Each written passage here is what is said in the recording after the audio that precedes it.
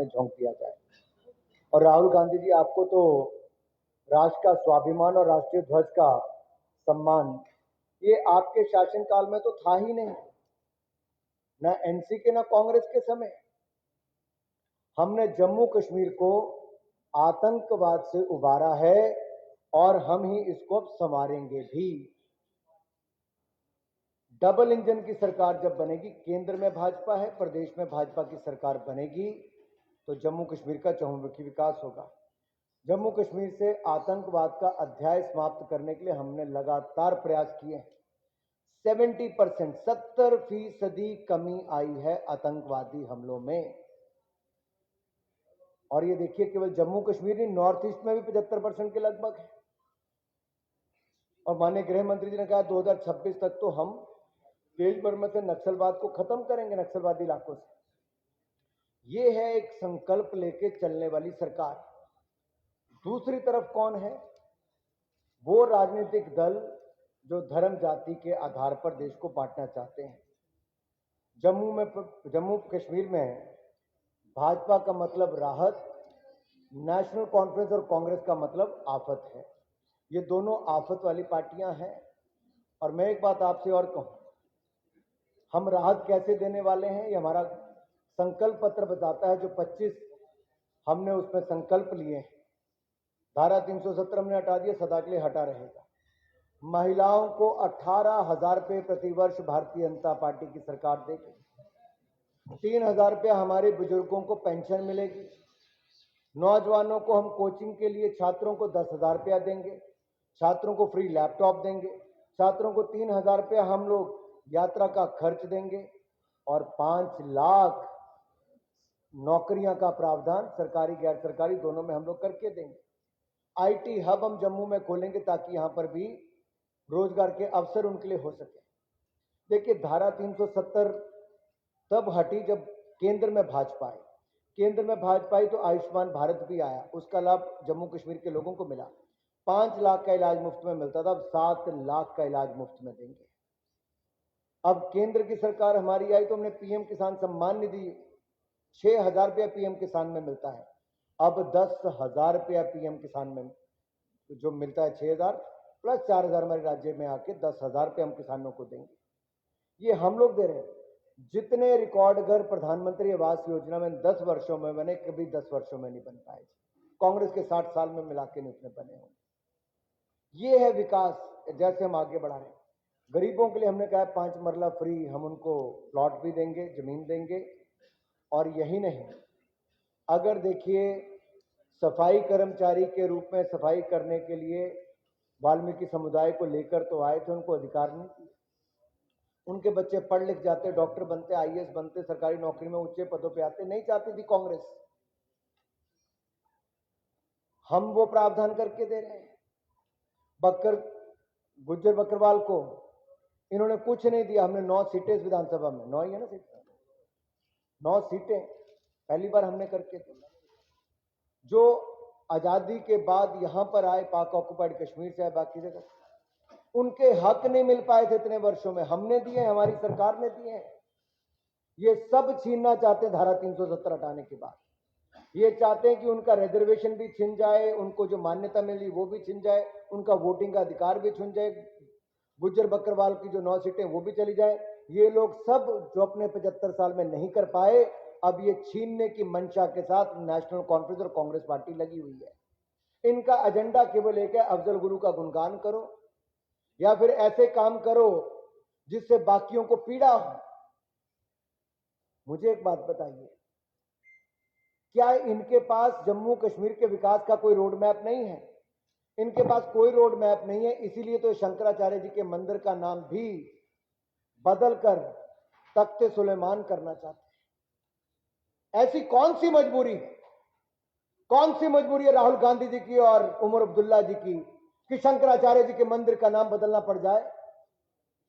क्या पीड़ा होती है उनको उनसे? राम मंदिर का विरोध भी करेंगे तो शंकराचार्य जी के मंदिर का विरोध भी करेंगे, तख्ते सुलेमान करने की बात करेंगे। यहां की जनता इसको स्वीकार करने वाली नहीं है। अरे और छोड़िए, हरि पर्वत का नाम भी बदलने की आप बात करते हैं। कोई मारण करने की बात करते हैं। क्या मजबूरी है चुनाव के समय इस तरह की बातें करने की? ये लोग बांटो और राज करो की राजनीति जो आज तक अंग्रेज करते आए थे, कांग्रेस और नेशनल कॉन्फ्रेंस ने उस पर किया। उमर अब्दुल्ला जी चुनाव लड़ने से भयभीत थे, हार जाएंगे। फिर लगा कहीं एक सीट से लड़ूंगा तो भी हार जाऊंगा, अब दो दो पे लड़ रहे हैं भाई। अरे भाई, हारने आओगे तो दोनों पे भी हार जाओगे। सवाल ये खड़ा होता है कि आज अफजल गुरु याद क्यों आता है? सवाल ये खड़ा होता है कि आज शंकराचार्य और हरिपर्वत का नाम बदलने का नाम क्यों किया जाता है? सबसे पूछता हूं कि आपके यहां पर नशे की समस्या, अगर कोई नशा बांटता है, बेचता है, तो क्या उसको गिरफ्तार नहीं करना चाहिए? कोई उपद्रव मचाते तो उसको गिरफ्तार नहीं करना चाहिए? अरे पीएस से बना इसलिए है। तो क्यों ये करना चाहती है कांग्रेस और नेशनल कॉन्फ्रेंस और विपक्षी दल, जो जम्मू कश्मीर को फिर आफत खड़ी करना चाहते हैं? ब्लंडर ऑफ नेहरू से भी मुक्ति बड़ी मुश्किल से पाई थी, blunder of Abdullah and Gandhi और मंजूर करने के लिए हम तैयार नहीं।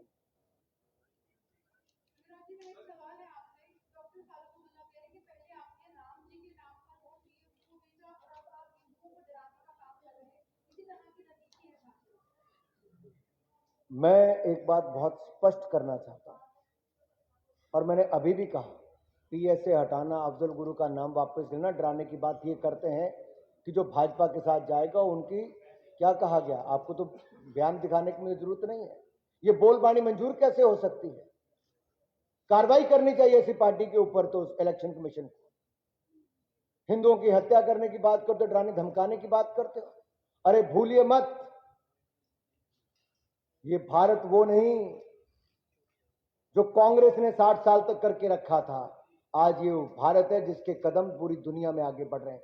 दुनिया की फास्टेस्ट ग्रोइंग इकोनॉमी भी हम हैं, और दुनिया की सबसे ज्यादा उम्मीदें भी आज भारत से ही हैं।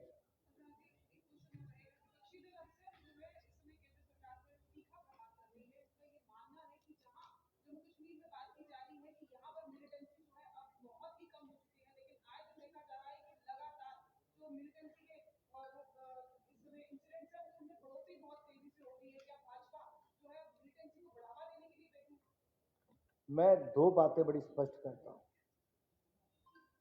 आतंकवाद, अलगाववाद के खिलाफ मोदी जी और भारतीय जनता पार्टी की सरकार हम लगातार इस पे काम कर रहे हैं।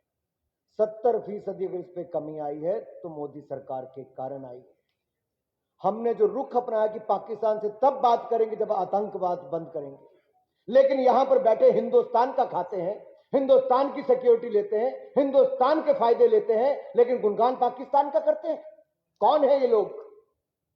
वर्षों तक इन तीन परिवारों की कई पीढ़ियों ने फायदे उठाए, चुनाव जीतने के लिए पाकिस्तान के आगे कटोरा लेके खड़े हो जाते हैं, फरियाद करते हैं, उनका गुणगान करते हैं, आतंकवादियों का समर्थन करते हैं। अरे मैं आपको आंकड़े देख के बताना चाहता हूं, टेरर रिलेटेड इंसिडेंट 2018 में 228 थे, 2023 में कम होकर 46 रह गए, और इस साल मात्र 11।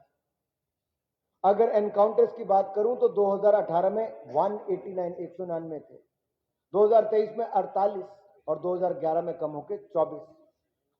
सिविलियंस, इनके समय आज तक फौज की और सिविलियंस की 45,000 लोगों की हत्याएं हुई, और अगर मैं केवल 2018 का आंकड़ा लूं तो उस समय 55 की सिविलियंस की हत्या हुई, 2023 में 14 की। तो कैसे ग्राफ कम आया है? ये आंकड़े मेरे नहीं हैं, अनुराग ठाकुर के, ये भारत सरकार के डिपार्टमेंट्स के आंकड़े हैं। और शहीद भी अगर 2018 में 91 हुए थे तो आज मात्र, मैं मात्र नहीं कह रहा क्योंकि एक शहीद भी अपनी जान पर खेलकर न जाने कितने लोगों की जान बचाता है। लेकिन जब आंकड़े कम हो रहे तो मेरा बताना इसलिए जरूरी बनता है कि 90 से कम होकर, 91 से कम होकर वो इस साल 14 है। हमारा प्रयास है कि वो बिल्कुल भी ना हो। आतंकवाद को भी जड़ से मिटाएंगे, हमारे किसी सिक्योरिटी पर्सनल की कोई जान ना जाए, शहादत ना हो, उस दिशा में भी हमारे प्रयास हैं। और जो स्टोन पेल्टिंग थी भाई साहब, कितनी थी? 1328 मामले, 1328 मामले 2018 के, आज शून्य है, 0। ऑर्गेनाइज हड़ताल कितनी थी 2018 में? 52, आज शून्य है। कैसे बदलाव आया? धारा 370 हटने से बदलाव आया, और लोगों का विश्वास जो अटल बिहारी वाजपेयी में था उससे ज्यादा आज नरेंद्र मोदी जी में है। कश्मीरियत, जमहूरियत, इंसानियत की जब मैं बात करते हैं, ये लगातार इसको हमने बल दिया। डीडीसी के चुनाव हमने कराए, पंचायती राज के चुनाव हमने कराए, अब विधानसभा के चुनाव कराकर भी पूर्ण राज्य का दर्जा भारतीय जनता पार्टी की देगी।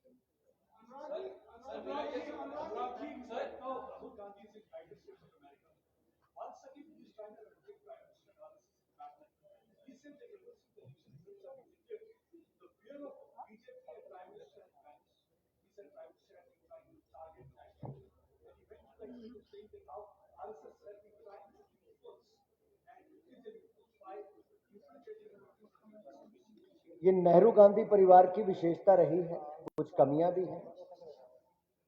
कश्मीर की समस्या को लेकर यूएन में जाना, इनकी दाल कहीं कोई गलने वाली नहीं।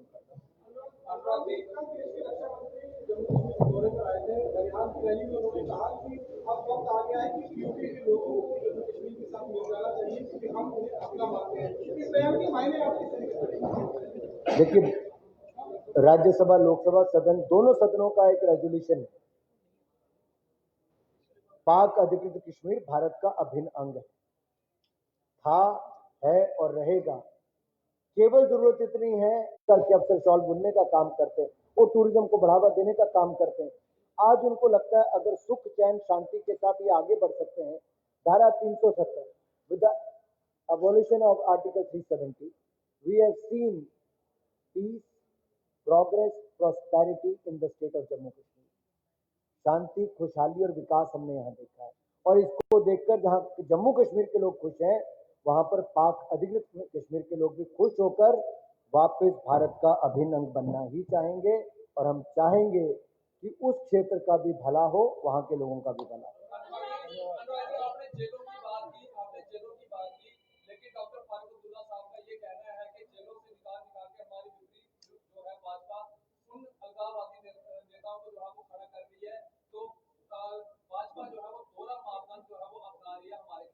देखिए, दो बातें बहुत स्पष्ट नजर आती हैं। नेशनल कॉन्फ्रेंस, कांग्रेस और पीडी की राजनीति रही बैलेट की तरफ नहीं ले जाना, बुलेट की तरफ लेकर जाना। लोकतंत्र को बल नहीं देना, अलगाववाद को बल देना। हम आतंकवाद मुक्त करना चाहते हैं, वो अलगाववाद और आतंकवाद को वापस लाकर आफत खड़ा करना चाहते हैं। अरे इससे बड़ा फल क्या होगा कि लोग बंदूक छोड़कर, बुलेट छोड़कर बैलेट की ओर आ रहे हैं, लोकतंत्र को अपना रहे हैं। लेकिन डर ये है, अब एक के बाद दूसरी सीट आने पे भी हार का डर सता रहा है, और अभी से बहाने ढूंढने शुरू कर दिए। कभी ईवीएम के बहाने खोजते थे, आज उम्मीदवारों के बहाने खोजने शुरू कर दिए।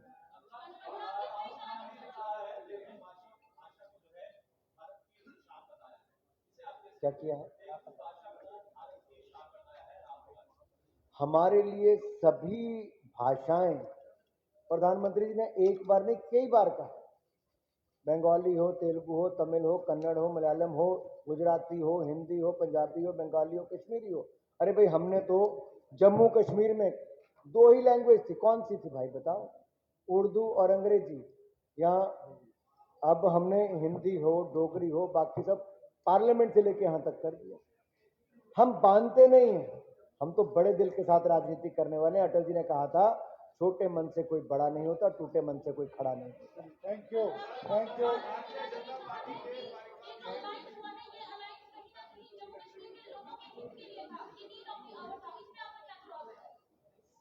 चलिए, धन्यवाद साहब, सबका बहुत बहुत थैंक यू।